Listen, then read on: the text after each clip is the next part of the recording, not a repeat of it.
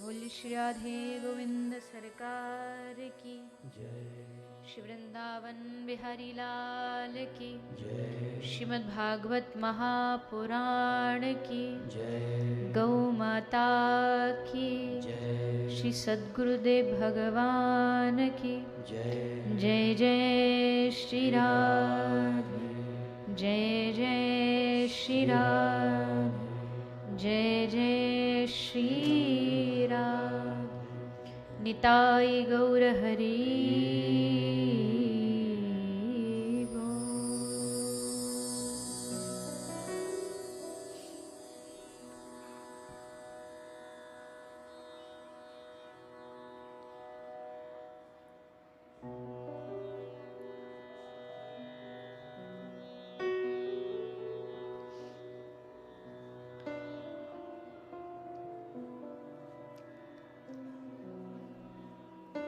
आइए चित्सार सिंधु सर्वस्व भगवान श्री राधे गोविंद के चरण कमलों का ध्यान करते हुए सभी श्रीमद् भागवत गंगा में प्रवेश करें।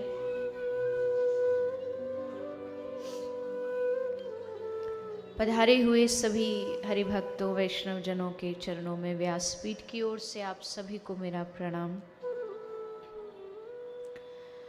कथा के विश्राम दिवस में सप्तम दिवस में आज आप हम सभी प्रवेश कर रहे हैं। गोपाष्टमी के इस पावन अवसर पर आप हम सभी भागवत कथा के माध्यम से इस कथा का रसपान कर रहे हैं, सेवा कर रहे हैं, संतों का आशीर्वाद प्राप्त कर रहे हैं। और आज ये सप्त दिवसीय भागवत यात्रा अपने विराम की ओर बढ़ रही है।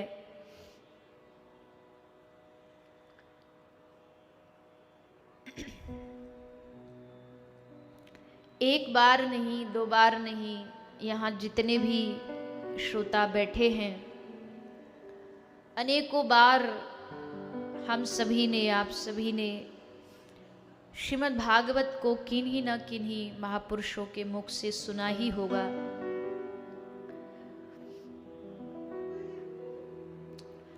और उनके मुख से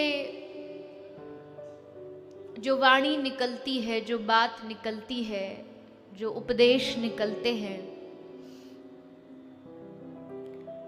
उसे सुनकर के यही बात समझ में आती है कि जैसे एक नारी का जो श्रृंगार होता है, कान में वो कुंडल धारण करती है, कर्ण फूल धारण करती है, दो कान के उसके कर्ण फूल होते हैं, वैसे ही महापुरुषों के उपदेशों से समझ में आता है कि हमारे जीवन के भी दो मुख्य कर्ण फूल है, जिनमें एक सेवा है और एक भजन है, भक्ति है। यानी ये दोनों जब हमारे जीवन में आ जाते हैं, सेवा और भक्ति, तो हमारे जीवन की जो यात्रा है वो पूर्णता की ओर बढ़ने लगती है, वो मंजिल की ओर बढ़ने लगती है। भगवान महादेव कहते हैं, उमा कहूँ मैं अनुभव अपना, सत हरि भजन जगत सब सपना। कि सच्चाई यही है कि सत हरि भजन जगत सब सपना। ये सचमुच जो संसार में चलता है, व्यवहार में चलता है, व्यवहार में लोग अपने प्रेम का दावा पेश करते हैं, लेकिन ये सब भगवान शंकर कहते हैं सपने बराबर हैं। और सपना ये एक बार का नहीं है कि किसी ने एक बार सपना देख लिया, एक बार जीवन मिल गया और उसके बाद खत्म। जन्म जन्म का ये स्वप्न की यात्रा है। इतना तो हम सब मानते हैं कि बहुत जन्मों से हमारा जन्म हो रहा है। मानते हैं कि नहीं मानते? एक छोटा बच्चा जब पैदा होता है उसको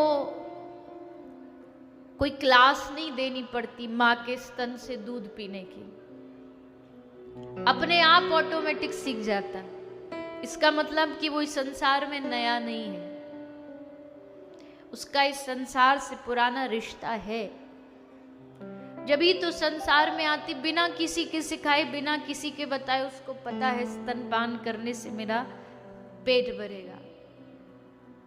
अभी अभी जन्म हुआ है तो उसमें तो ना तो डर होना चाहिए, नहीं प्यार होना चाहिए, नहीं लालच होना चाहिए, लेकिन वो पूर्व जन्म से है उसके भीतर, इसलिए डर होता। जरा थप्पड़ दिखाओ तो रोने लग जाएगा भय के मारे, प्यार दो तो हंसने लग जाएगा। तो इसका मतलब सिर्फ इतना है कि उसकी वर्दी नई है पर है वो पुराना, यूनिफॉर्म नहीं है पर वो संसार में नया नहीं है। वो संसार में कईयों बार आया है, कईयों बार उसने कपड़े बदले हैं, कई बार नाम बदला है, शहर बदला है। और ये यात्रा जो जीव की है, ये शास्त्र कहते हैं कि जब जीव मनुष्य शरीर में प्रवेश करता है, जन्म लेता है, तो प्रकृति के द्वारा, वर्षा के द्वारा वो फसल में, अन्न में, सब्जी में जाता है। फिर उसको जब माता पिता ग्रहण करते हैं तो माता पिता खाते हैं, सप्त धातु बनती है, वीर्य रूप में परिणित होती है और फिर बच्चे का गर्भ में सृजन होता है, गर्भ में आता है, प्रवेश करता है। 1 महीना, 2 महीना शरीर बढ़ता है, शरीर की आकृति बढ़ती है। 5-6 महीने कोख में पड़ा पड़ा। और देखो आश्चर्य, देखो कि ऐसे समय में अगर उस जीव, उस बालक के ऊपर कुछ ज्यादा अधिक खट्टा, अधिक मिर्ची वाला कोई भोजन जाएगा तो उसका शरीर जलेगा। और उसी समय में माता को ये सब खाने के भाव जागृत होते हैं। क्यों? क्योंकि भगवान उस समय और उसके कर्मों का भोग उससे भोगवाते हैं। वो माता खाती है और वहां वो गर्भ में बच्चा तड़पता है, चीखता है, चिल्लाता है। और जब चारों ओर देखता है, पूर्व के पाप याद आते हैं, पूर्व जन्म का प्रारब्ध याद आता है, तो तड़पता तड़पता, जब कोई सुनाई नहीं देता, कोई दिखाई नहीं देता, तब रोता रोता भगवान से कहता, भगवान बाहर निकालो, बाहर निकाल दो मुझे, मुझे निकालो यहां से। ये गर्भ की जो जीव की यात्रा, हम सबकी यात्रा है, हम नहीं जानते, लेकिन शास्त्र कह रहा है कि ऐसा हुआ है हमारे साथ और ऐसा होगा हमारे साथ। कब होगा? अंत काल में। यही चीज फिर से दोहराई जाएगी। जन्म दुखम, जरा दुखम, जया दुखम, पुनः पुनः, अंत काले महादुखम, तस्मात् जाग्रही जाग्रही। ले जन्म से दुख है, बुढ़ापे में दुख है, संसार के अपने दुख हैं, दुख का पुनः पुनः बार बार दुख कोई ना कोई आकार लेकर के आएगा। और फिर कह रहे अंत काले महादुखम, अंत काले में तो महादुख का पूरा पहाड़ हमारे सामने दुख रूप में खड़ा होगा। उस समय स्मृति में आएगी ये बात कि महापुरुषों ने कहा था कि बेटा भजन कर, सत हरि भजन जगत सब सपना। महापुरुष कहते भजन नहीं करेंगे ना, सेवा नहीं करेंगे, भक्ति नहीं करेंगे, भगवान का नाम नहीं जपेंगे, तो वहां जाकर के फिर एक एक कण का हिसाब देना पड़ेगा कि तू सब चीज का उपयोग करता रहा, पर तूने किया क्या? उपयोग में तो तूने सब चीज लेकर के तू आ गया, पर तूने किया क्या?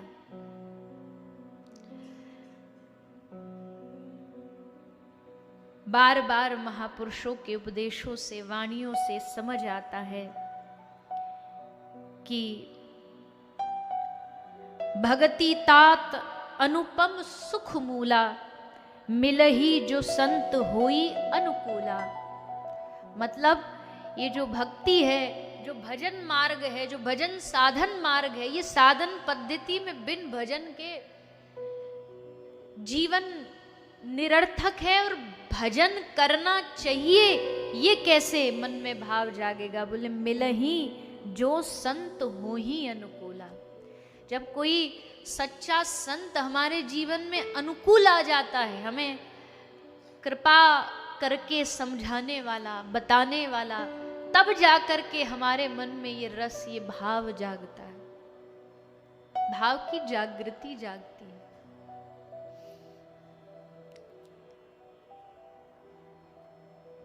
महापुरुषों की वाणी है कि ये रस जो है भक्ति का, ये रसिकों के संग बिना तुम्हारे हृदय में प्रकट नहीं होगा। भगवत प्रेमी जनों के बगैर ये हृदय में रस प्रकट नहीं होगा। किसी महत साधु, महत पुरुष के अनुसरण किए बगैर, शरणागत हुए बगैर, समर्पित हुए बगैर, श्री हरि भक्ति विलास में शरणागति के 6 लक्षण बताए हैं। हम लोग हमेशा कह देते ना, हमने तो भगवान पे सब छोड़ रखा है, अब जो करे वही संभाले। लेकिन शरणागति छोड़ना जानते क्या होता है? हरि भक्ति विलास में जो शरणागति के लक्षण है, उसमें सबसे पहला ही लक्षण है आनुकूलस्य संकल्प। मतलब कि अपने शरण्य के अनुकूल व्यवहार करना, मतलब उनकी क्या प्रसन्नता है ये सोच के व्यवहार करना। उनकी प्रसन्नता किस चीज में, ये सोच के व्यवहार करोगे तब शरणागत कहलाओ। उनकी प्रसन्नता का विषय हमारे मन में कहाँ आता है, कहाँ भाव जागता है?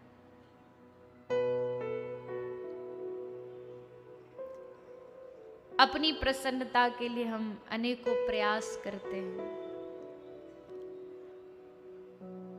घर में तुम्हारे आराध्य विराजते हैं, ठाकुर जी विराजते हैं, खुद महलों में रहेंगे, खुद बढ़िया ठाट बाट में रहेंगे, उनकी प्रसन्नता का कोई ध्यान नहीं है। बेटे का उत्सव मनाएंगे खूब धूमधाम से, बेटी का उत्सव मनाएंगे खूब बधाइयां बांट करके, और जब ठाकुर जी का उत्सव आएगा तो वो एक्स्ट्रा खर्चा लगता है, बेकार खर्चा लगता है। और फिर बहाने क्या देंगे? बोले भगवान तो भाव के भूखे हैं। तो भाव भी तो नहीं है, होता तो शायद ये बात पच जाती कि चलो भाव होता तो ये बात कहते ना कि भगवान तो भाव के भूखे। कोई उत्सव, जिन जिन के घर में भगवान है ना, ध्यान रखना, कोई उत्सव बिना ठाकुर जी की सेवा के नहीं जाना चाहिए। बड़ा नहीं कर सकते कोई बात नहीं, कम से कम जन्माष्टमी है, कोई पूर्णिमा है, शरद पूर्णिमा है, तो एक पुष्प भी ला करके अगर तुम भगवान को उस भाव से अर्पित करोगे ना कि ठाकुर जी आज विशेष आपके लिए ये हम अर्पित करने आए हैं, इतने में ही काफी है। और अगर भगवान ने धन दान दिया तो खूब करो, क्या कमी है? भगवान के लिए नहीं करोगे तो क्या अपने इस शरीर के लिए करते रहोगे? उनकी प्रसन्नता का ध्यान रखना। आनुकूलस्य संकल्प, प्रतिकूलस्य वर्जन। पहला तो ये हो गया कि शरणागत की पहला लक्षण कि अपने शरण्य के इच्छा अनुसार काम करना और दूसरा उनकी इच्छा विरुद्ध काम नहीं करना। अगर ठाकुर जी कह रहे हैं कि इस काम को करने से तुम्हारी भक्ति में कुछ अड़चन आएगी तो इसको त्याग दो, फिर वहां पर क्यों, इससे क्या होता है, हम क्यों ही करें। अब हमको हजारों लोग आकर के तर्क देते, कई बार देते हैं, ये सब खाने पीने के ऊपर, ले प्याज लहसुन क्यों छोड़ दिया, इसके छोड़ने से क्या हो जाता है, इसमें तो कुछ भी बुरा नहीं, हमें बुरे अच्छे से मतलब ही नहीं है, अच्छा हो बुरा हो इसकी क्या इतिहास है, क्या कहानी, हमको उससे लेना देना नहीं। और हमारे महापुरुषों के मुख से हमने सुना है कि ये तामसिक भोजन त्यागने से जीवन शुद्ध होता है, शुद्ध होने से भगवान तक पहुंचते हो। तो बस उनकी वाणी पे भरोसा करके हम चल पड़े, हमें उनसे क्वेश्चन, प्रश्न भी नहीं, तर्क भी नहीं पूछना कि क्यों छोड़े भैया। प्रेमी का मतलब क्या, तुम दिन को रात कहो तो हम रात कहेंगे, जो तुमको भाए वही बात कहेंगे। सूरज पूरा प्रकाश से निकल रहा हो पर प्रियतम ने कह दिया, शरण्य ने कह दिया नहीं रात हो रही है, ठीक है जी रात हो रही है, आप जैसा कह रहे वही श्रेष्ठ है। फिर यहाँ क्यों कैसे वाला प्रश्न नहीं होना चाहिए। आजकल लोग भटकते इसलिए, हर जगह खोपड़ी लगाते हैं, हर जगह दिमाग लगाते, बुद्धि लगाते हैं, बुद्धि लगा लगा करके संसारिक रिश्ते तो खराब किए ही, पर वो आध्यात्मिक संबंध भी खराब कर लेते हैं। वहां बुद्धि का प्रवेश ही नहीं है, वहां दिल का प्रवेश है। तो आनुकूलस्य संकल्पः प्रतिकूलस्य वर्जनम रक्षिष्यतीति विश्वासो। शरणागत का अगला लक्षण बहुत प्यारा है, क्या, ये विश्वास कि वो मेरे साथ है, ये भरोसा कि हर पल सोते जगते खाते पीते उठते जगते हर कदम पर वो मेरे संग संग चल रहे हैं।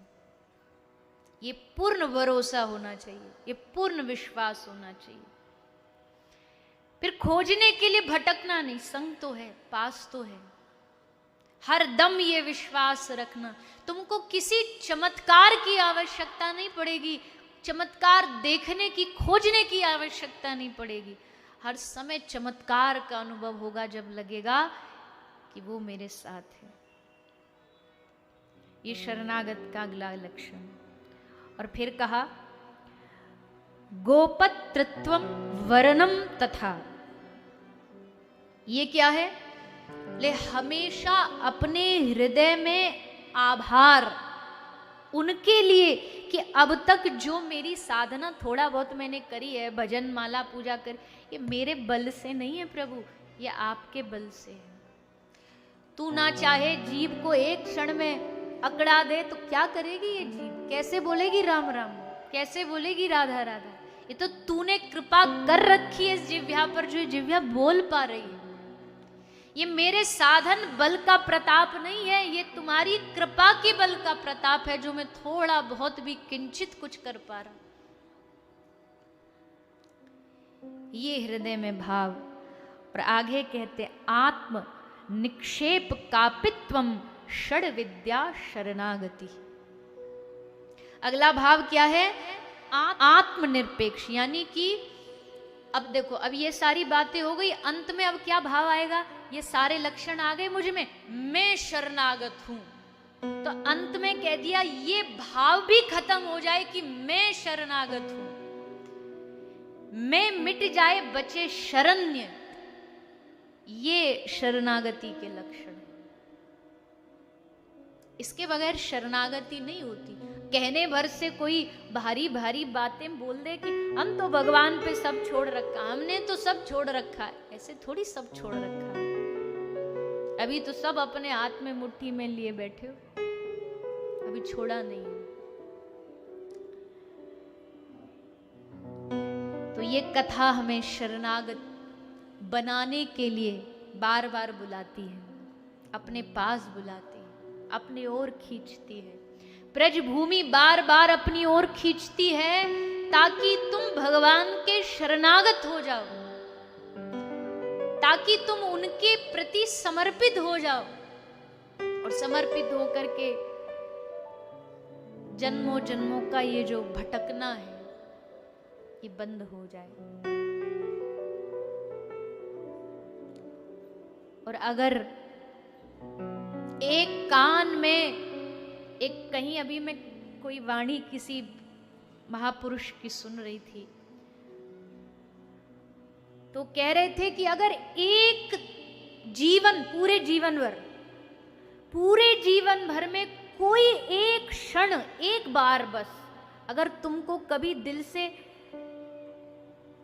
एक निमिष मात्र भी अगर तुमको भगवान की सच्ची याद आई हो, तो इस बात को समझ लेना कि तुम भगवान के लिए बने हो, संसार के लिए नहीं बने हो। एक क्षण भी अगर किसी को सच्चे हृदय से अगर श्री ठाकुर जी की, श्री जी की, गुरुदेव की याद स्मृति मन में बन गई ना, इसका मतलब है कि तुम भगवान के लिए बने।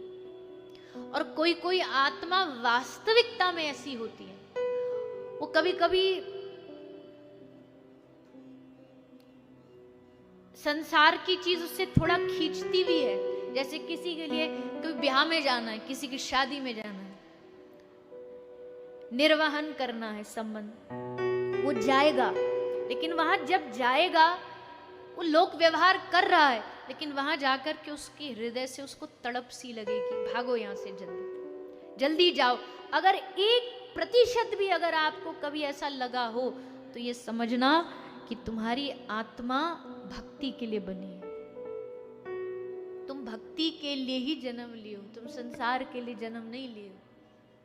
वो तो थोड़ा थोड़ा कभी खींच लेती है मां, पर तुम भगवान के लिए जन्म लियो। ये शरणागत भाव जब हृदय में पैदा होता है, प्रकट होता है, तब कृपा आरंभ होती है, फिर कृपा बरसती है। फिर कृपा में क्या होता है? कृपा में अब तो मुझे लगता है ब्रजभूमि की कृपा से आप सब थोड़ा बहुत तो समझे हो। अब कृपा को पूरा कोई नहीं समझ पाया, आज तक कोई नहीं समझ सकता ठाकुर जी की, श्री जी कृपा क्या है। दिख रहा है बड़ा टेढ़ा काम हो रहा है, पर जानते नहीं कि इसमें कितनी बड़ी कृपा उनकी छुपी हुई है। तो उनको समझना आसान नहीं कृपा को, पर फिर भी अगर थोड़ी बहुत भी किसी रसिक जन की, ब्रज भूमि की, ब्रज की माटी की तुम पर कृपा हुई हो, तब फिर क्या होगा? इस भाव, शरणागत भाव के पैदा होने से भगवान की प्राप्ति के लिए हृदय में तड़प उठेगी। और कोई माने न माने, इस दुनिया का सबसे बड़ा धन जानते हैं क्या है? इस दुनिया का सबसे बड़ा खजाना यही है कि जिस दिन हमारे हृदय में भगवान को पाने के लिए तड़प उठे, क्योंकि ये पैसों से नहीं मिलता। भक्ति बहुत लोग करते हैं, भजन बहुत लोग करते हैं, खूब अच्छे अच्छे लोग भक्ति करते देखे गए हैं, पर वो भक्ति करते करते भी क्यों तड़प रहे हैं? क्या मांग रहे हैं? कि प्रभु व्याकुलता दो, हमारे हृदय में तड़प दो। वो नहीं पैदा हो रही। और जिस दिन ये व्याकुलता हमारे हृदय में पैदा हुई, एक तृण मात्र भी अगर श्री ठाकुर जी के प्रति, श्री जी के प्रति हमारे हृदय में व्याकुलता पैदा हो गई, हमारे हृदय में विरह पैदा हो गया,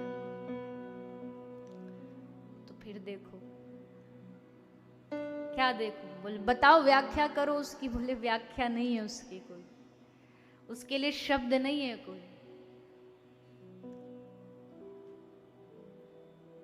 जिसको हुआ उसने कभी व्याख्याओं का उसको समय ही नहीं मिला, वो इतना डूबा रहा उनके स्मरण में, उनकी याद में, कि उसको मौका ही नहीं मिला कि वो व्याख्या कर सके। और जो व्याख्या हम जैसे लोग करते हैं उनको कभी रस मिला नहीं।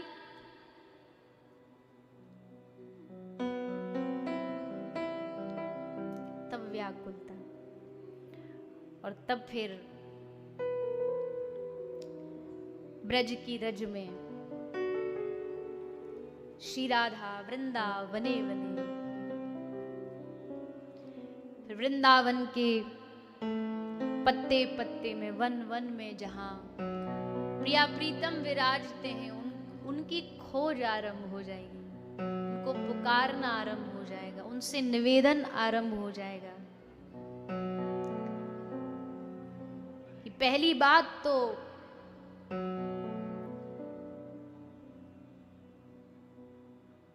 इस ब्रज भूमि से, इस ब्रज की धरती से कभी कभी दूर न करना। मैं ब्रज में रहूं ना रहूं, पर ब्रज मुझ में रहना चाहिए। मैं वृंदावन में रहूं ना रहूं, वृंदावन मुझ में रहना चाहिए। मैं बरसाना में रहूं ना रहूं, पर बरसाना मुझ में रहना चाहिए। फिर भगवदीय यात्रा फिर आरंभ होगी, फिर हृदय से पुकार होगी।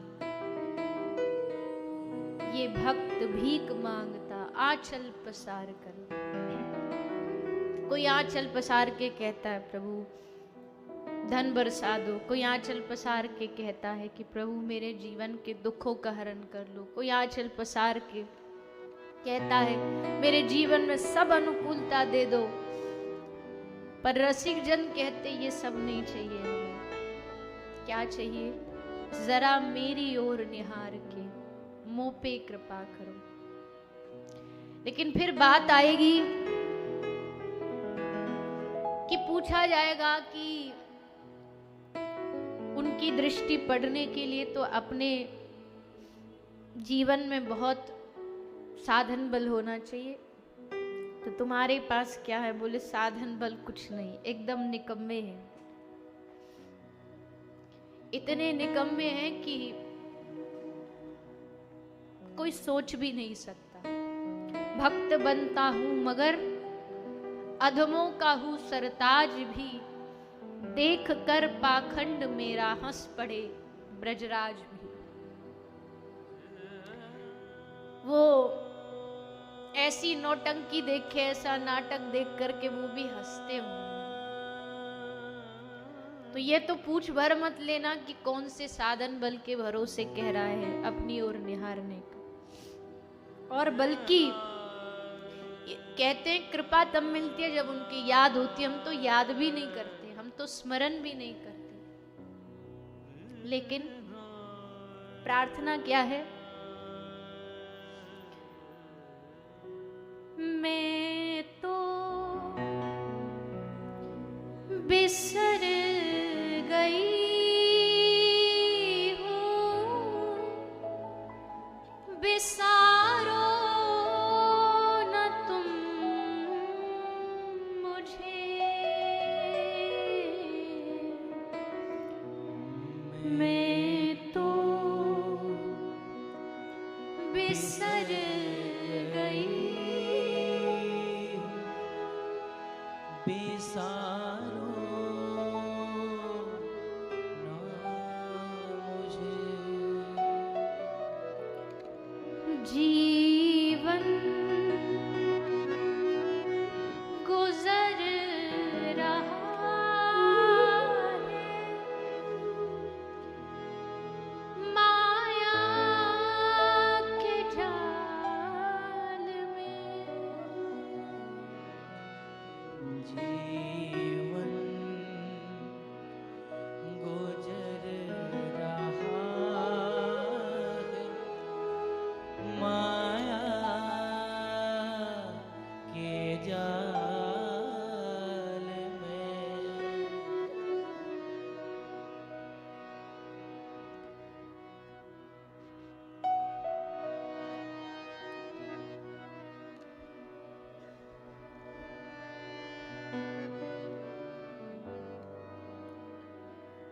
अब तो उबार लीजिए वृषभानुनंदिनी।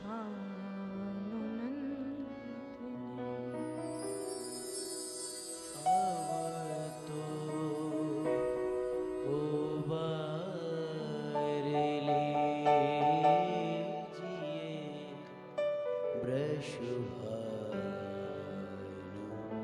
नंदने कुछ तो कहो किशोरी, अब चुप ना रहो। कुछ तो कहो किशोरी, अब चुप ना रहो। मैं तो बिसर गई, बिसारो न तुम मुझे।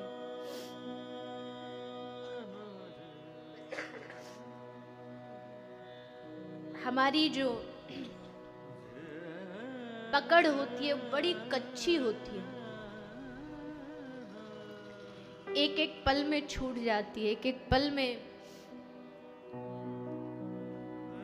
शरणागत भाव मिट जाता है, अपना बल लगाने लगते हैं और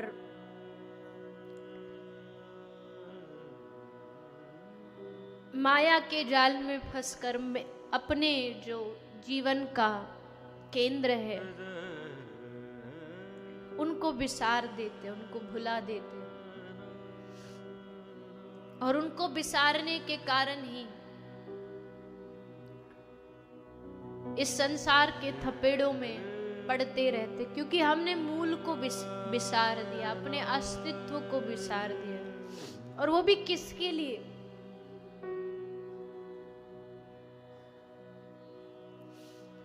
कोई कांच के लिए अगर हीरा को त्याग दे तो उससे बड़ी मूर्खता क्या होगी?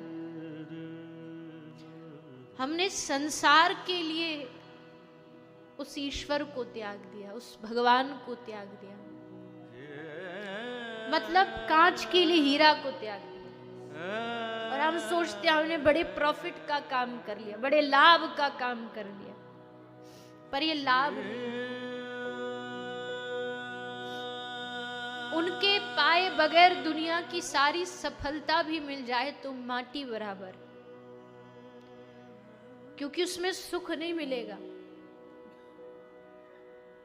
उसमें परम आनंद नहीं मिलेगा, उसमें हृदय को परम विश्राम नहीं मिलेगा, परम गति नहीं मिलेगी। कितनी भी बड़ी कोई वस्तु प्राप्त कर ले, सफलता प्राप्त कर ले, पर मंजिल तो तभी मिलेगी जब उनके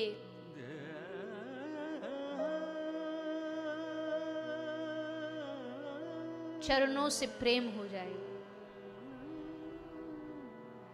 एक पल के लिए भी अगर ये मन उनके चरणों में जाके बैठ जाता है तो कितना हृदय को आनंद, परम शांति का अनुभव होता है।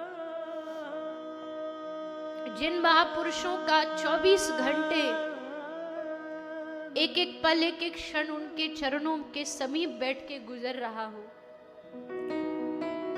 उन महापुरुषों के आनंद की क्या सीमा होगी?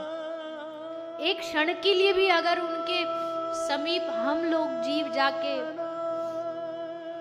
बैठ लेते उनके सामने तो पायो परम विश्राम। ये परम विश्राम ऐसे नहीं मिलता दुनिया में। बहुतों को क्या, सबको सभी परम विश्राम को पाने के चक्कर में भटक रहे हैं। उनको लगता है कि अच्छा ये और प्राप्त हो जाएगा तब फिर मजे ही मजे हो जाएंगे, तब फिर आनंद ही आनंद है, फिर जीवन में कोई दुख नहीं।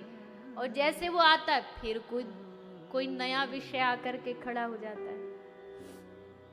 तो परम विश्राम जीव तब तक नहीं पाएगा जब तक उन चरणों के प्रति शरणागत नहीं होगा,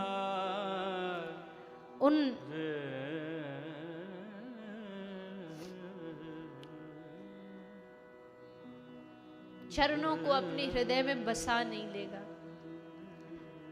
तब जाकर के ये तड़प दूर होगी, भाग दौड़ दूर होगी।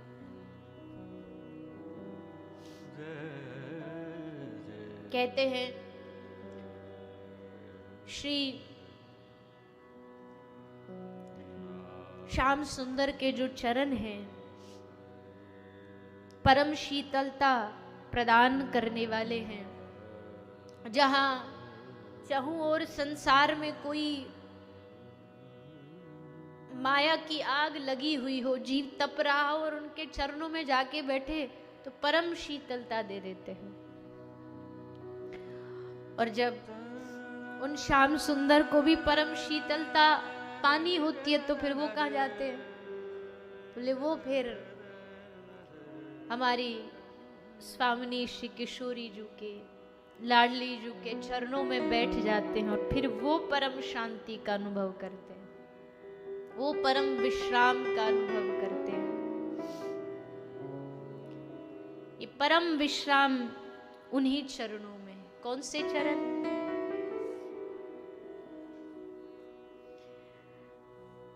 गोरे चरण तेन की शरण,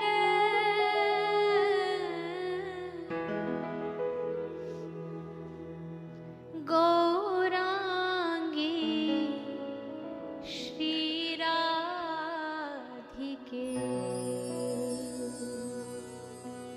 गोरे चरण तिनकी शरण,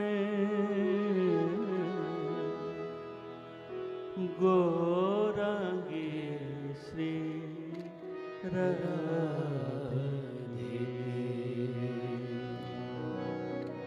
गौरांगी श्री राधिके,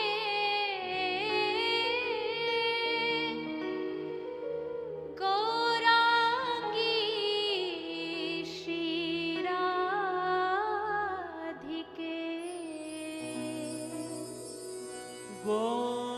गौरांगी श्री राधिके,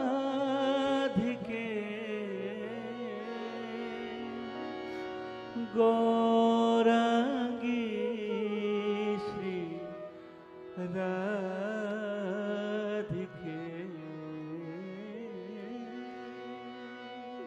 गौरांगी श्री राधिके,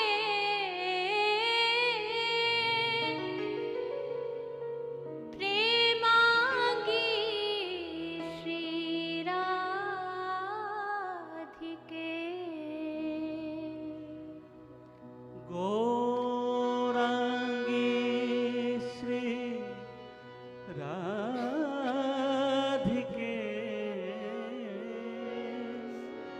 प्रेमांगी श्री राधिके। गोरे चरण तेन की शरण, गौरांगी श्री राधिके।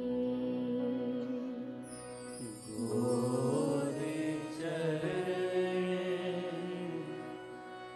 तिनकी शरण, गौरांगी श्री राधिके।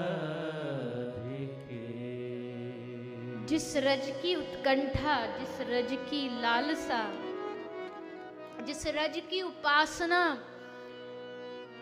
संपूर्ण ब्रह्मांड और संपूर्ण ब्रह्मांडों के जो नायक हैं, नायकों के भी जो नायक हैं, जो वरहा पीडम नटवर वपु, जो नटवर है, वो जिस रज की उपासना करते हैं वो श्री किशोरी जी के चरण रज।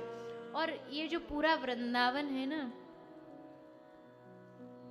इस पूरे ब्रज धाम में ये जो कुछ दिखाई दे रहा है, पाषाण, वृक्ष, पत्थर, नदी, ये सब एक दूसरे का उस चरण रज की प्राप्ति के लिए सहयोग करते हैं।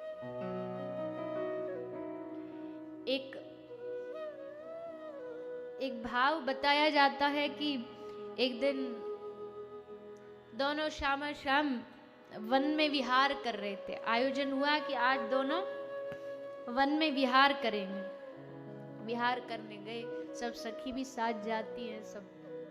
तो जैसे गए तो बड़ी जोर का तूफान आ गया, और तूफान भी बड़ा बवंडर रूप लेकर के आया था, बड़ी तीव्रता से, बहुत जोर से तूफान आया। वायु में एकदम जोर जोर से वायु चली, चारों ओर धूली धूल हो गई, मिट्टी मिट्टी चारों ओर हो गई, दिखाई देना बंद हो गया। प्रिया प्रीतम दोनों खड़े खड़े देख रहे थे। तो एक सखी बोली कि आज तो सबरा काम ही खराब कर दिया इस तूफान ने। कितनी उमंग लेकर के आई थी, वन विहार होगा, घूमेंगे, सेवा करेंगे, दोनों शाम अपनी लीला करेंगे, हम दर्शन करेंगे, पर रंग में भंग उपस्थित कर दिया आज इस तूफान ने। तब सब सखियों में जो एक सखी है, चित्रा सखी, उसने कहा ये रंग में भंग नहीं है, ये ब्रज का रस है। इसमें क्या रस है? तब चित्रा सखी बताती, एक दिन ये जितने भी पेड़ खड़े हैं ना, वृक्ष, इन सब वृक्षों ने वायु को, पवन को उल्हाना दिया। उल्हाना क्या दिया? पवन को यानी वायु को वृक्षों ने कहा कि हम भी तो जन्मों जन्मों से इस पल की प्रतीक्षा में थे कि हमको ब्रजमंडल में जन्म प्राप्त हो, सो हमको मिल गया। युगों युगों से एक ही आशा थी, कब कृपा होगी, कब कृपा होगी। वो हो गई, तब जाके हम वृक्ष बने। और हम वृक्ष बने, हम बड़े भाग्यशाली हैं। हमारे नीचे प्रिया प्रीतम विश्राम करते हैं। जब इन वृक्षों पे फल लग जाते हैं तो उन फलों का रस लेते हैं, चखते हैं, उनका आस्वादन करते हैं। पर एक कमी हमें बड़ी खलती है। हमें लगता हमारा जीवन बड़ा निरर्थक जा रहा है। हमको सेवा का मौका मिला, पर फिर भी एक चीज हमसे रह गई, एक चीज वंचित रह गई। क्या? हमको सब मिला, सेवा का अवसर भी मिला, पर हमको एक ही अभिलाषा है, हमको प्रिया प्रीतम की रज की प्राप्ति नहीं। हमको रज नहीं मिलती। हमसे अपना देहांग लगा के एक खड़े भी हो जाते हैं, स्पर्श भी मिल जाता है, पर चरण रज जिसकी सारे देवादिदेव सब आकांक्षा करते, वो तो हमको मिली नहीं। और उसको मिलने के लिए हे पवन देव, आप हमारी सहायता कर सकते हो। क्या कर सकते हो? बोले आओ अपने प्रचंड रूप में। और प्रचंड रूप में आओगे तो अपने आप श्यामा श्याम की चरण रज हवा के साथ, वायु के साथ उड़कर आएगी, और हम उस रज से अभिषिक्त हो जाएंगे, रज से हमारा अभिषेक हो जाएगा। हम झुक नहीं सकते इस रज को पाने पर। तुम नेक सी कृपा कर दो तो ये तीव्र संचार हमारे मनोरथ को पूरा कर देगा। बस पवन देवता ने कहा हो गया तुम्हारा काम, समझो। और आज पवन देवता खूब तीव्रता से बहे, सबरी रज उड़ उड़ करके वृक्षों पर, और वृक्ष झूम झूम करके आज आनंद ले रहे हैं। आज जिस रज की अभिलाषा उनको थी वो उनको प्राप्त हो गई। तो मतलब इस ब्रज की जो एक एक कण कण है ना, ये सब एक दूसरे का, उनकी लीला में एक दूसरे को सुख देने के लिए सहायता करते, सहयोग करते, मदद करते हैं। इस रज की प्राप्ति के लिए एक दूसरे का सहयोग करते हैं। ऐसी रज प्राप्ति कोई पुण्यों से नहीं होती। खूब दान कर लो, खूब पुण्य कमा लो, पर ये रस तो भैया किसी की कृपा से ही प्राप्त होता है, और उनकी कृपा से ही प्राप्त होता है। यहाँ पाप पुण्य का कोई काम नहीं है, पाप पुण्य का कोई प्रवेश नहीं है। तो हे प्रभु, हे स्वामी जी, हम पर सब पर ऐसी कृपा करो कि हमारे भीतर भी उस रज प्राप्ति की अभिलाषा जगे, हमारे भीतर भी आपकी कृपा की अभिलाषा जगे।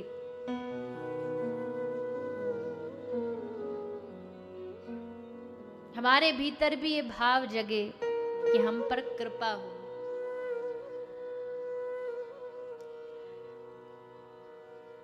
एक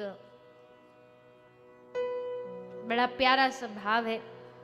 आज विश्राम दिवस है, बहुत सारे लोग बाहर से भी आए हैं, कुछ क्षेत्र के भी बाहर से भी लोग आए हैं, और शायद बाहर से आने के बाद वापसी जाना भी पड़ेगा। पर यहाँ का हर कोना कोना सुन रहा है, ब्रज का हर एक कोना कोना हमारी पुकार को चैतन्य रूप में सुन रहा है। और ब्रज कोई और नहीं है, श्री राधा रानी का हृदय ब्रज है, तो यानी श्री जी सुन रही हैं। तो उनसे क्या निवेदन करें, प्रार्थना करें, इस ब्रज भूमि से क्या मांगे, श्री जी से क्या मांगे? सब निवेदन करेंगे, सब प्रार्थना करेंगे। कब लोगी राधा रानी हमरी खबरिया, कब लोगी राधा रानी हमारी खबरिया, कासे सुनाऊं मैं, कासे सुनाऊं मैं, कासे सुनाऊं मैं, कासे सुनाऊं मैं, अपनी अरजिया,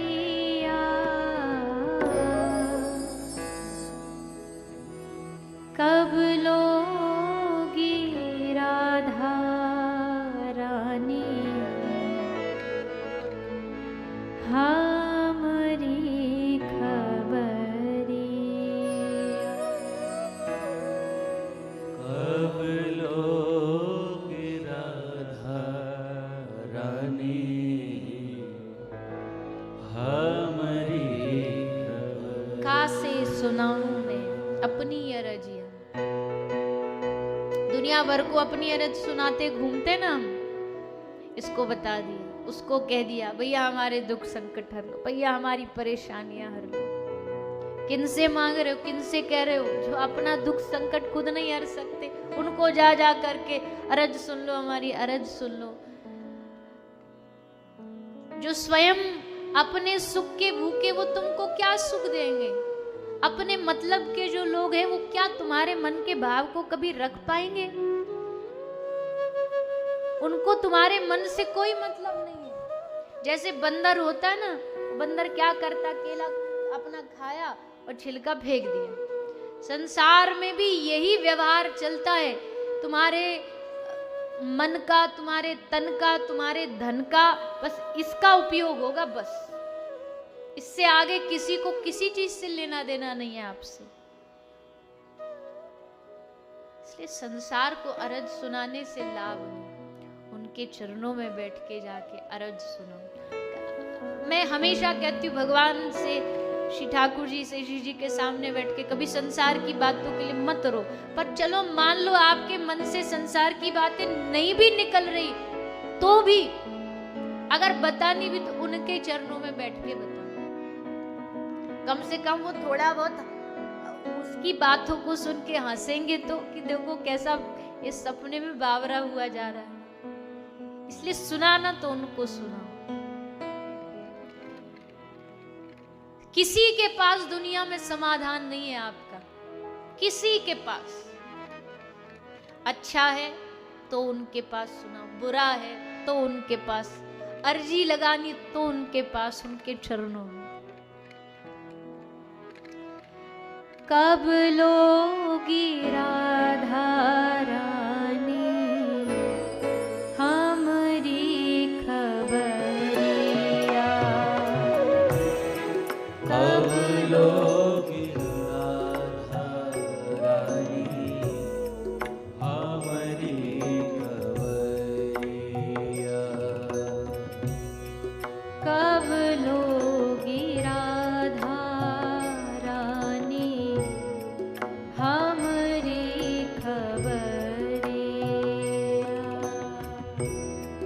कब लोगी राधा रानी।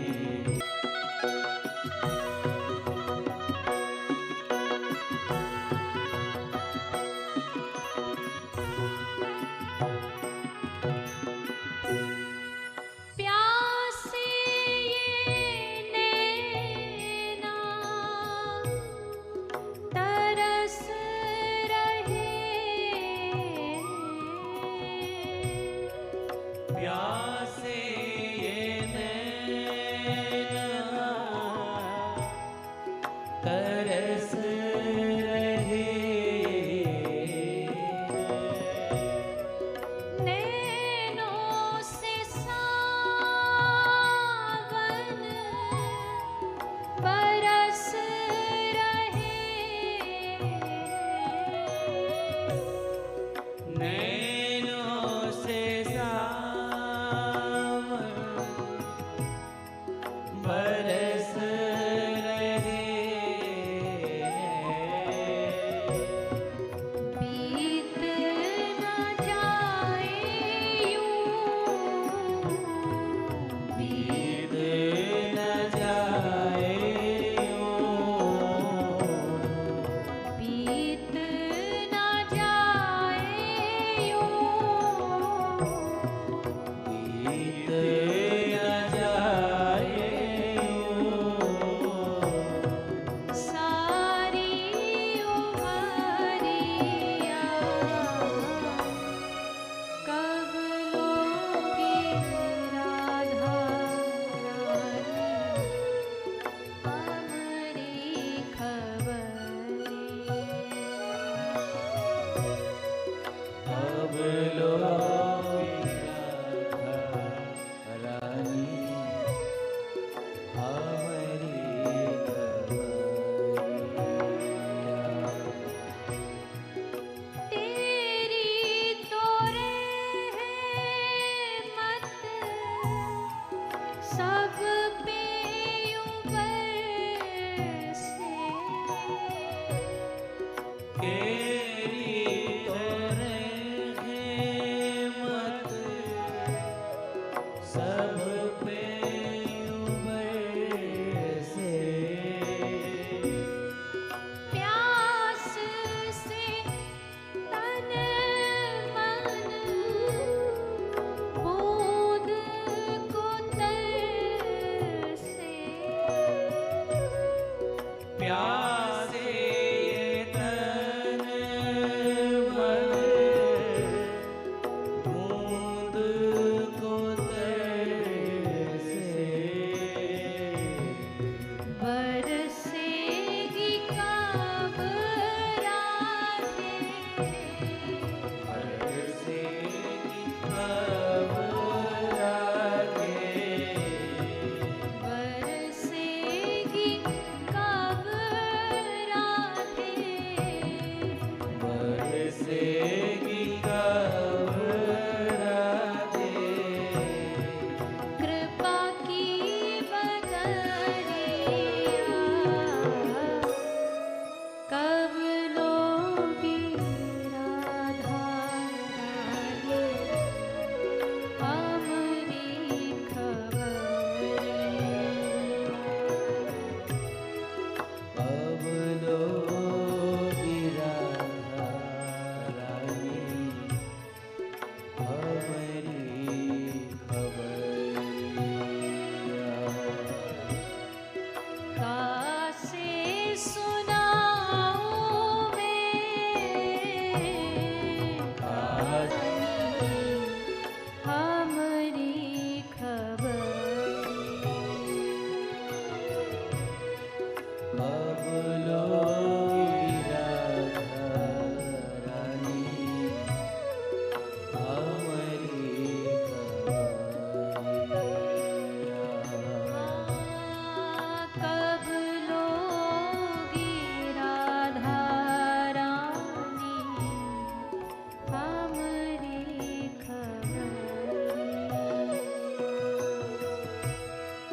कब लोगी राधा रानी हमारी खबरिया। कब लोगी श्यामा प्यारी हमारी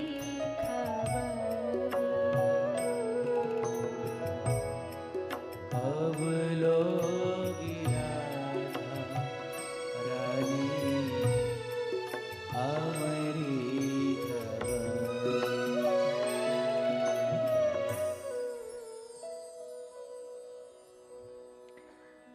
तेरी तो रहमत सब पे यूं बरसे, प्यास से तन मन बूंद को तरसे। बरसेगी कब राधे कृपा की बदरिया। वैसे तो कृपा उनकी हमेशा बरसती रहती है सब पर। कभी कभी भूल जाते हम, अनुभव करना भूल जाते हैं, फिर लगता है कृपा नहीं कर रही। पर जैसा मैंने एक दिन कहा था ना कि सांप जहर उगलेगा क्योंकि उसके भीतर जहर है, बिच्छू जहर उगलेगा क्योंकि उसके भीतर जहर है। तो वैसे ही हमारे जो आराध्य हैं श्री श्याम सुंदर राधा रानी एक कृपा के सागर हैं। तो चाह करके भी किसी की अकृपा यानी अहित नहीं कर सकते। तो कृपा तो उनकी है, नहीं होती तो यहाँ बैठ करके उनका स्मरण नहीं कर रहे होते। पर फिर भी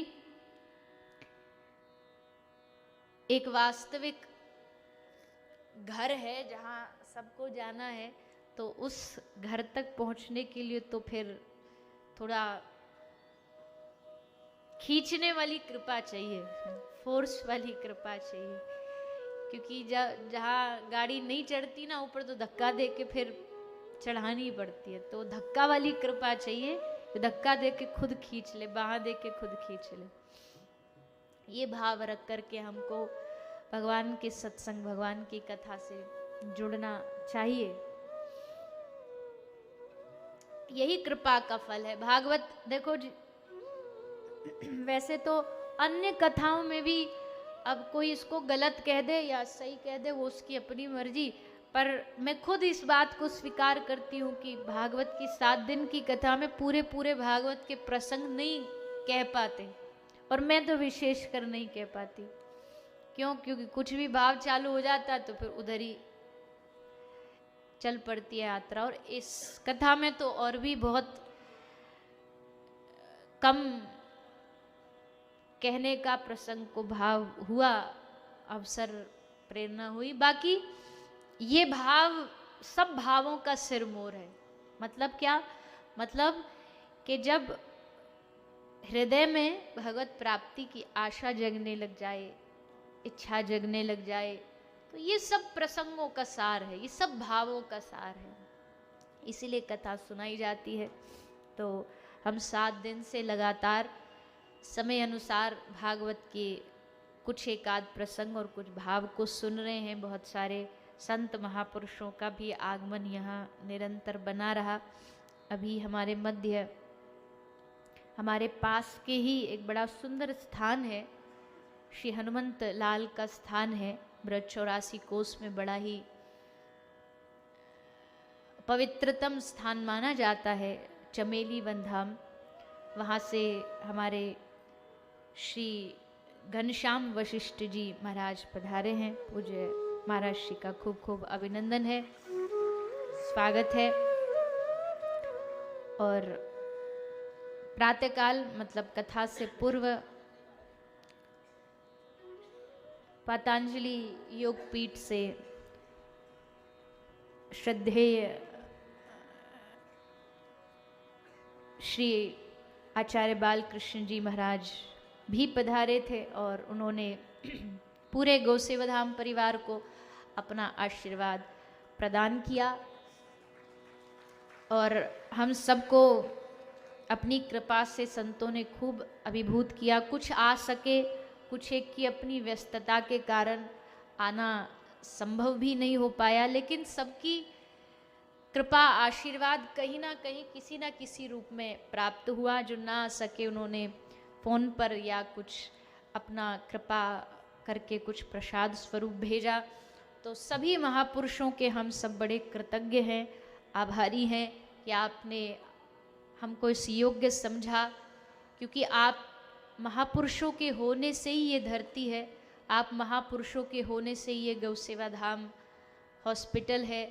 जो भी किंचित मात्र भी सेवा करना करवाना, ये सब महापुरुषों के आशीर्वाद का ही फल है।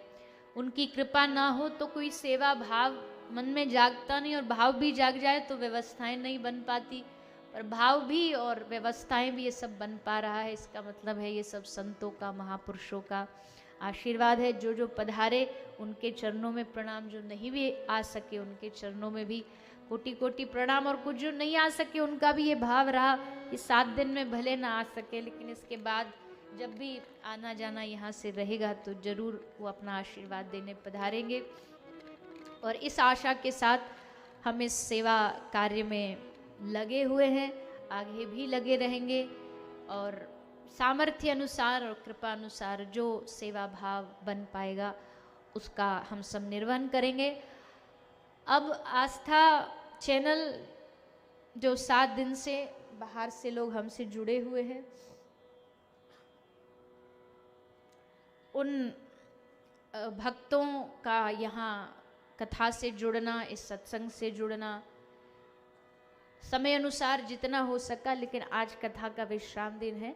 आस्था चैनल पर जो लाइव प्रसारण है वो 7 बजे विश्राम हो जाएगा, लेकिन हम सभी भागवत के प्रसंग को और भागवत के विश्राम दिवस की जो विधान है, जो विधि है, उसको पूर्ण करते हुए कथा को विराम की ओर बढ़ाएंगे।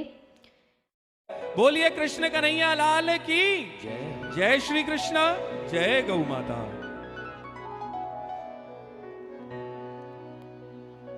श्री राधे। आइए सभी विश्राम में भागवत जी के प्रसंगों को प्रणाम करते हुए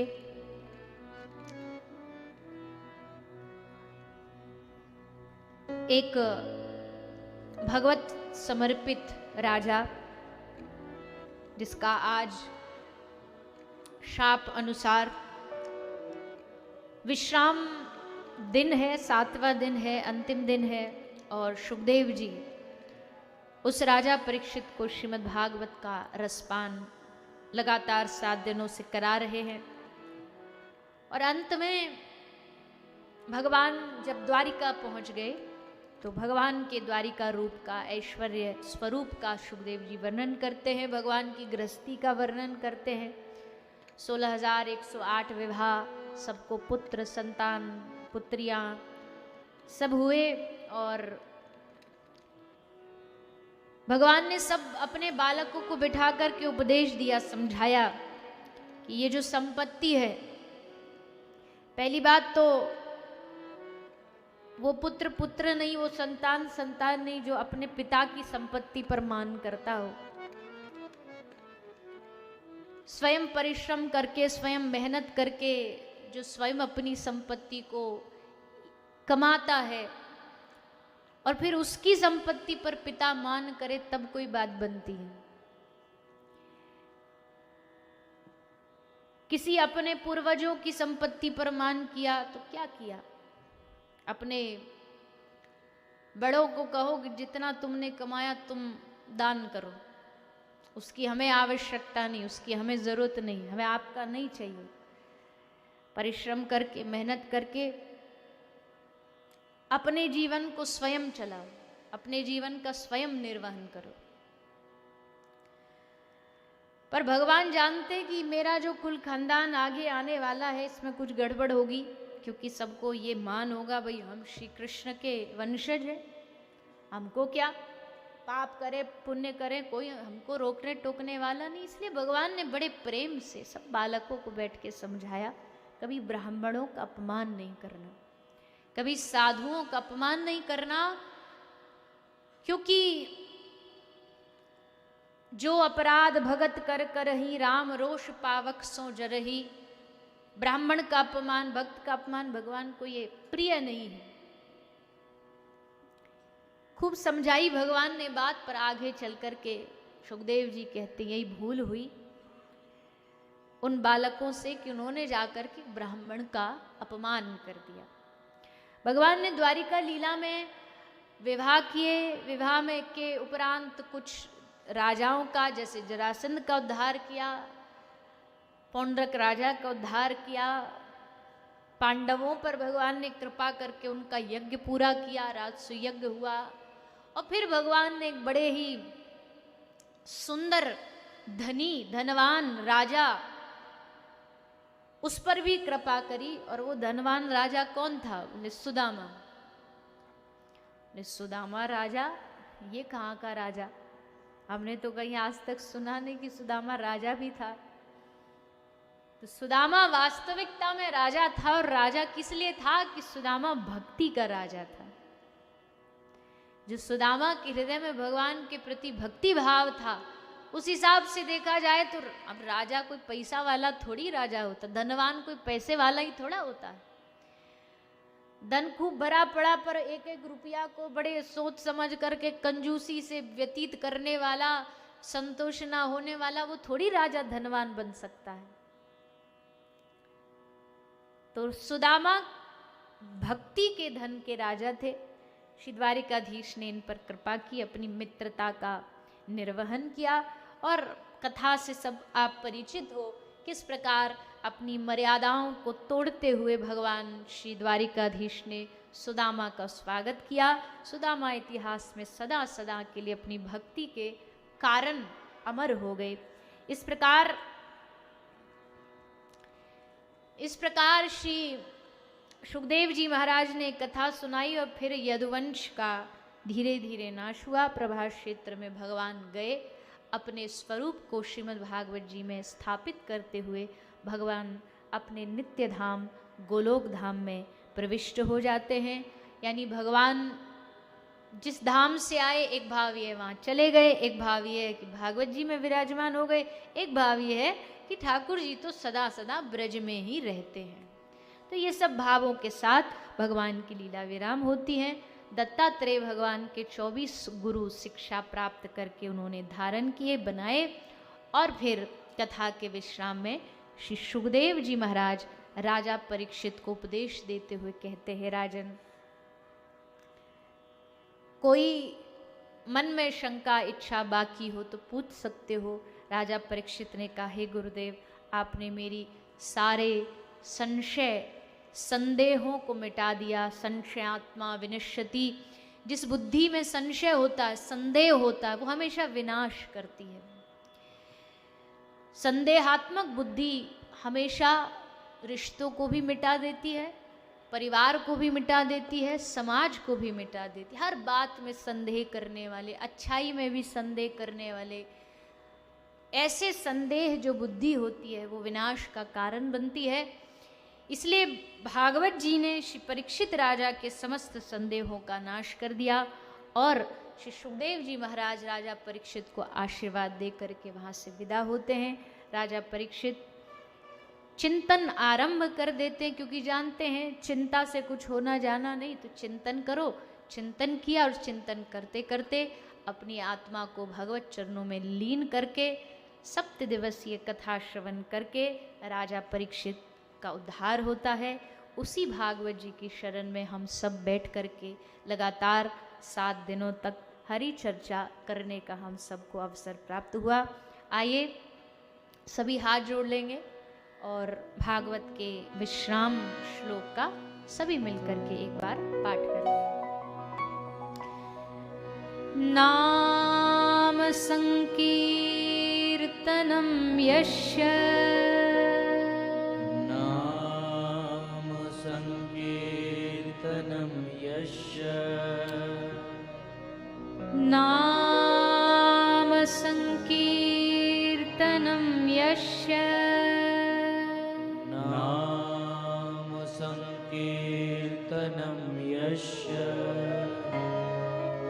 सर्वपाप प्रणाशनम्,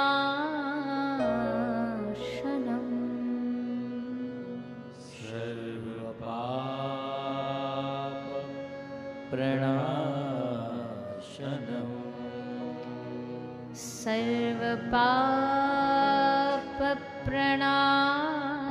सर्वपापप्रणाशनम्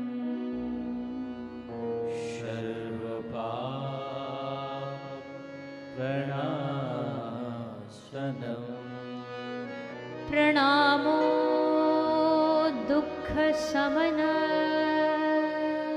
प्रणामो दुःखशमन प्रणामो दुःखशमन प्रणामो दुःखशमन तं नमामि हरिं परं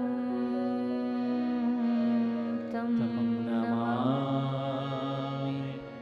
हरिपदं तं नमामि हरिं परं तं नमामि हरिपदम्।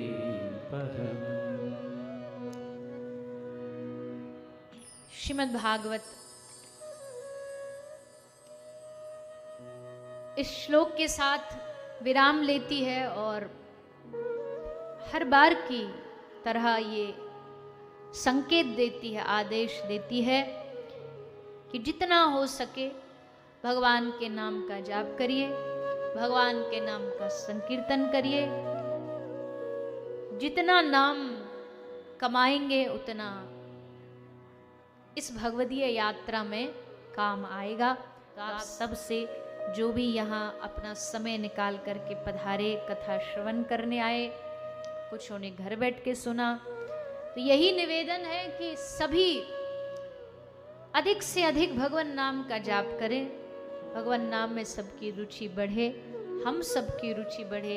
यही प्रार्थना करते हुए भागवत जी से त्वदीयं वस्तु गोविंद तुभ्यमेव समर्पये। न पाप न पुण्य न लाभ न हानि, इस भागवत के फल में हमें कुछ नहीं चाहिए।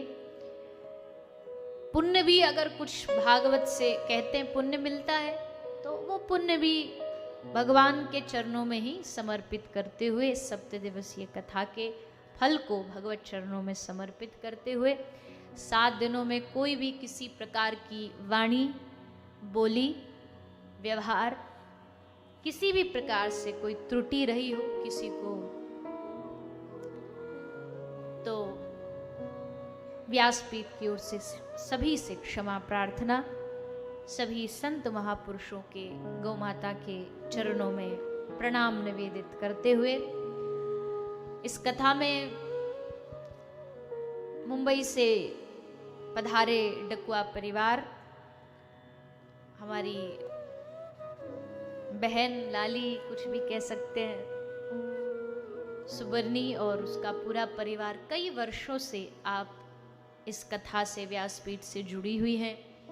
तो आपके पिताश्री का कुछ समय पहले भगवत धाम हो गया, तो आपका भाव था कि पूरे परिवार की ओर से भागवत का आयोजन पिताजी की स्मृति में यहाँ रखा जाए। पूर्व वर्ष तैयारी थी लेकिन किन्हीं कारणवश न हो पाया, लेकिन इस वर्ष गौ माता और भगवत कृपा से उनका ये भाव, ये संकल्प आज पूर्णता की ओर है। उनका पूरा परिवार यहाँ आए, उन्होंने कथा को श्रवणपान भी किया। तो पूरे परिवार को बहुत बहुत शुभकामनाएं, भगवत भक्ति बनी रहे, ऐसी भागवत जी से प्रार्थना करते हो। क्षेत्र के क्षेत्रवासी जो पधारे, आप सबका भी खूब खूब आभार, क्योंकि ये स्थान एक ऐसा है, ये हर जगह से दूर है, शहर से दूर है, गांव से दूर है, और आने के लिए साधनों की भी इतनी ज़्यादा सुविधा नहीं है ग्रामों से, गांव से। फिर भी कुछ वाहन भी लगाए गए, जिनकी इच्छा भाव था वो आए, पधारे, कथा को श्रवण किया। तो सबका खूब खूब आभार व्यक्त करते हुए इस गोपाष्टमी महोत्सव को हम विराम की ओर बढ़ाते हुए एक विश्राम में छोटा सा भाव भजन गाते हुए हम कथा को विश्राम करेंगे। तो आइए सभी कथा को विराम करते हुए, वैसे तो बैठे वृंदावन में ही हैं, आदि वृंदावन में, पर फिर भी चलो वृंदावन चले, ऐसा भाव लेकर के सभी गाएंगे आनंद।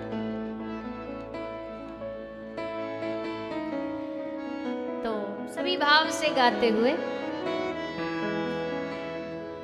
चलो रे मन श्री वृंदावन धाम,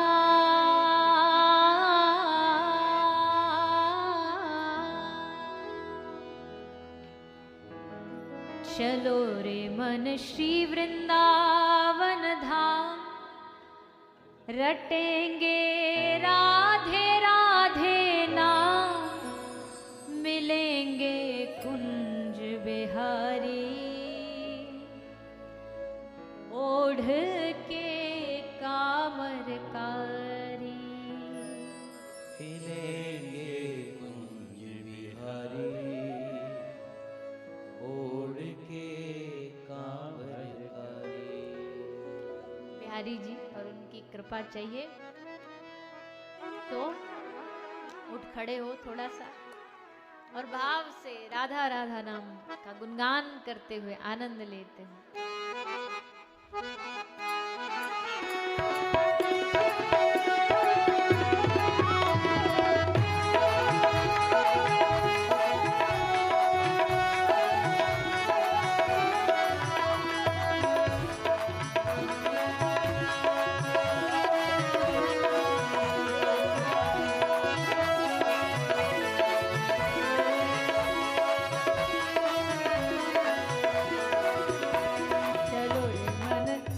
बरसाना धाम,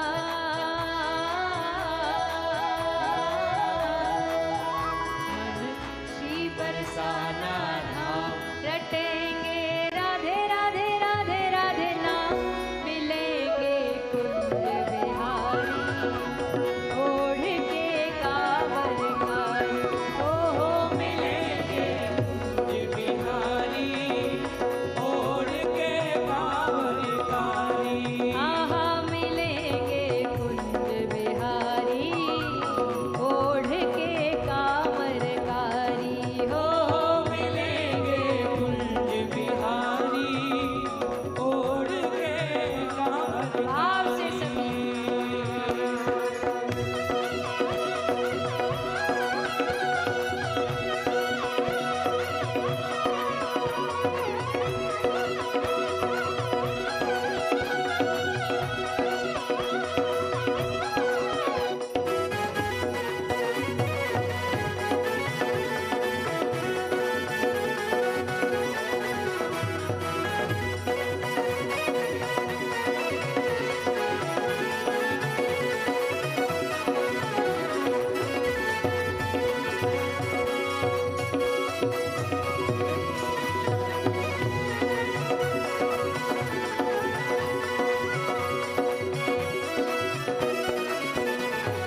रात होत हम श्री यमुना जी नहाएंगे, रात होत हम श्री यमुना जी नहाएंगे।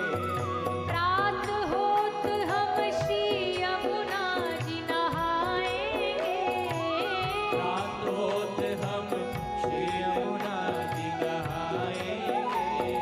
करके पान हम जीवन सफल बनाएंगे, करके पान हम जीवन सफल बनाएंगे। हाँ करके पान हम जीवन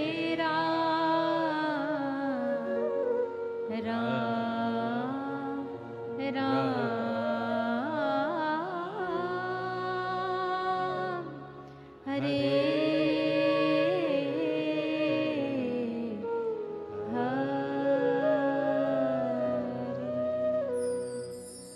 बोले श्री वृंदावन बिहारी लाल गौ माता की, सद्गुरुदेव भगवान की, सत्य सनातन धर्म की जय जय श्री राम, जय जय श्री राम, जय जय श्री राम। निताई गौर हरि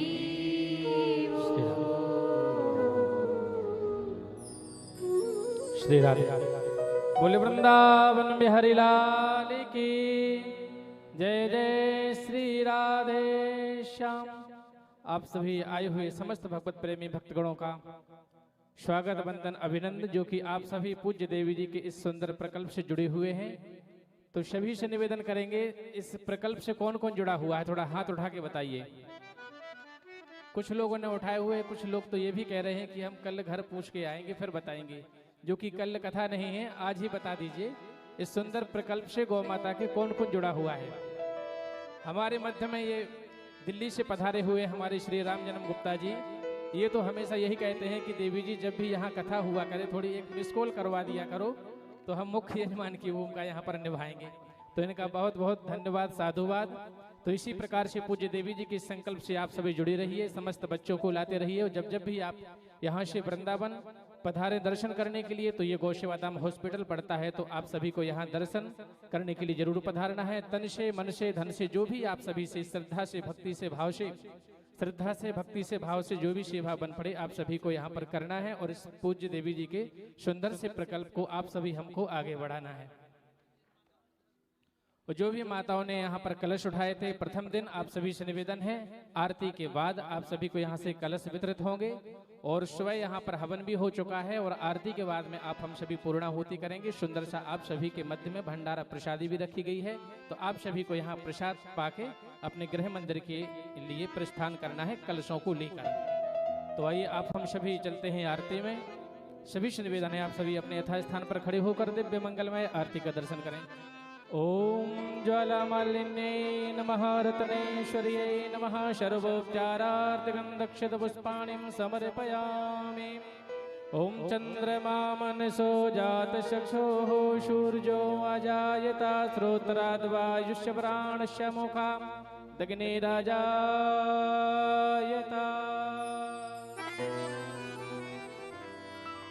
बाके बिहारी तेरी आरती गाओ, बाके बिहारी तेरी आरती गाओ, तेरी आरती गाऊं, प्यारे आपको मनाऊं, तेरी आरती गाओ, प्यारे आपको मनाऊं। श्री बाके बिहारी तेरी आरती गाओ, बाके बिहारी तेरी आरती गाओ। मोर मुकुट तेरे शीश पे सोहे, मोर मुकुट तेरे शीश पे सोहे, प्यारी वंशी मेरो मन मोहे, प्यारी वंशी मेरो मन मोहे। देख छवि भले हारी में जाओ, बाके बिहारी तेरी आरती। चरणों से निकली है गंगा प्यारी, चरणों से निकली है गंगा प्यारी, जिसने सारी दुनिया तारी, जिसने सारी दुनिया। मैं उन चरणों में शीश नवाऊं, बाके बिहारी तेरी आरती गाओ। व्यास दास झुके नाथ आप हो, व्यास दास झुके नाथ आप हो।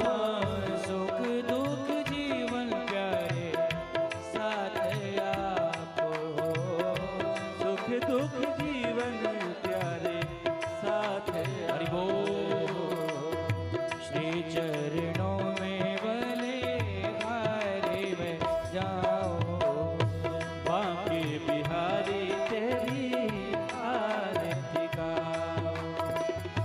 श्री हरिदास जू के प्यारे तुम हो, श्री हरिदास जू के प्यारे तुम हो।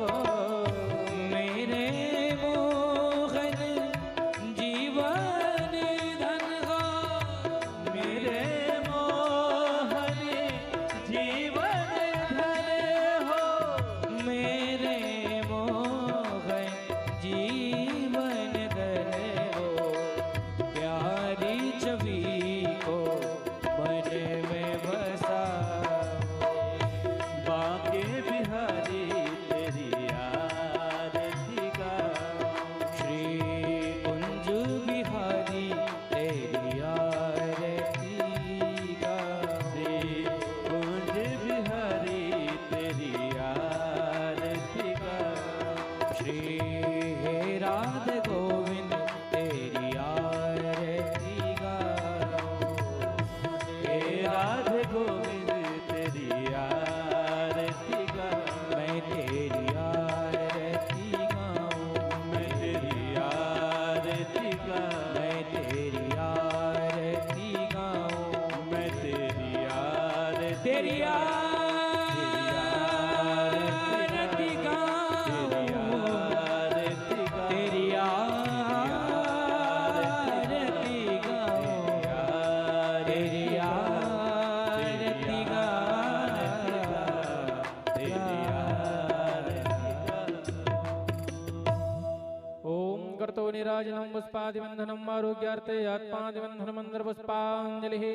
ओम द्योः शान्तिरन्तर्जगुं शान्तिः, पृथिवी शान्तिरापः शान्तिरोकदयः शान्तिः वनस्पतयः शान्तिर्विश्वे देवाः शान्तिर्ब्रह्म शान्तिः सर्वगुं शान्तिः शान्तिरेव शान्तिः सामा शान्तिरेधिः।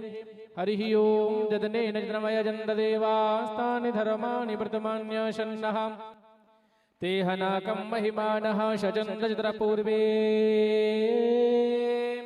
साध्याः शन्तिदेवाः।